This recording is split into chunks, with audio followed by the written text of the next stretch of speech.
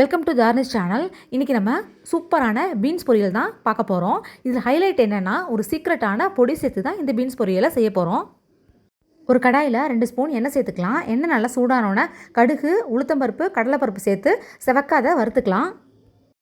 கூடவே ஒரு கொத்து கருவேப்பிலையும் பொடியை கட் பண்ண ஒரு பெரிய வெங்காயத்தை சேர்த்து நல்லா வதக்கிக்கலாம். கொஞ்சமாக மஞ்சத்தூளும் தேவையான அளவுக்கு உப்பு சேர்த்துட்டு பீன்ஸ் வேகிறதுக்கு கொஞ்சமாக தண்ணி சேர்த்துக்கலாம். எல்லாத்தையும் நல்லா கலந்து விட்டுட்டு ஒரு மூடியை போட்டு மூடி வேக வச்சுக்கலாம்.